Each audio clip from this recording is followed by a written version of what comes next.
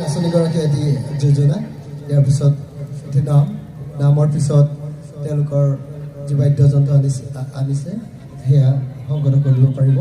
ইয়াৰ পিছত দলীয় দলটোৰ পৰা এটি চাপৰ হ'ব। চাপৰটো ঠিক এনেধৰণৰ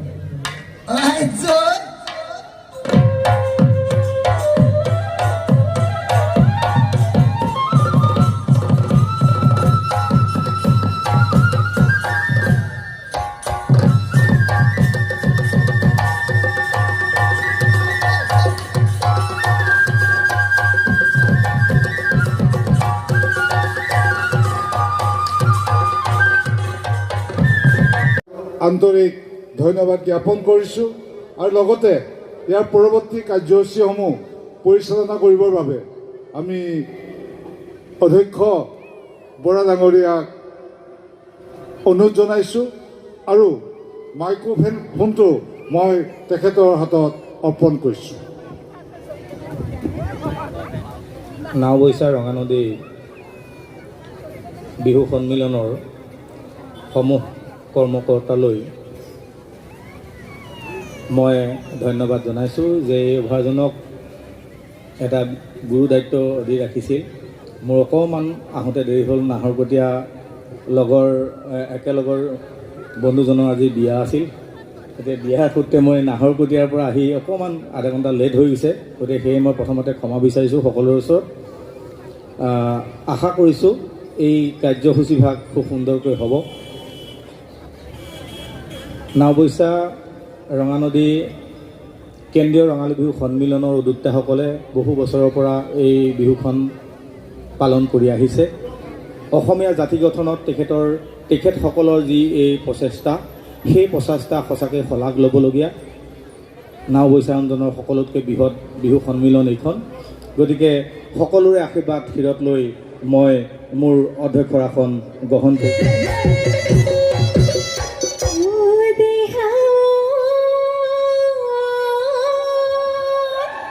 পদুলিৰ মূৰতে কোনেৰি মাৰিলে হৈ বহিব আছিলো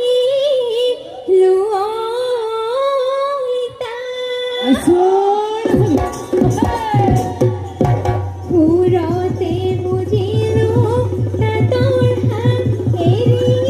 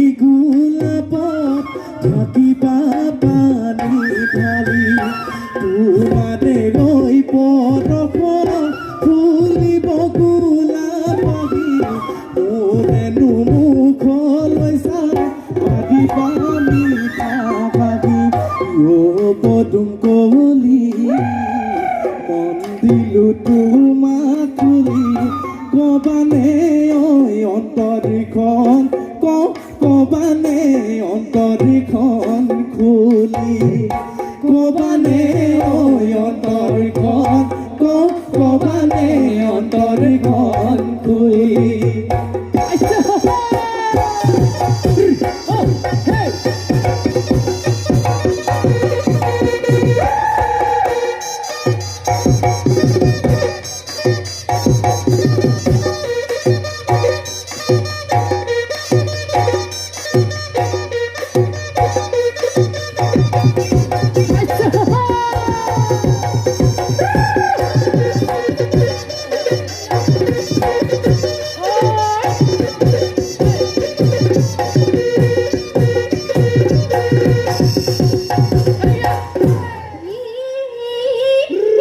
বসিলে কঠিয়া বসিলে এই পথাৰ ৰুতে না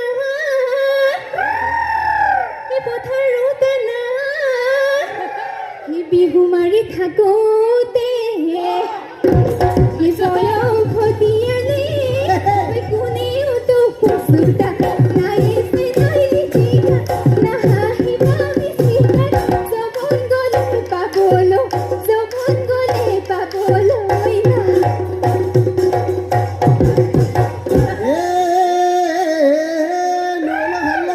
পথাৰলৈ হালিলে কাক এই পথাৰলৈ হালিলে কাক এনেখন বতৰ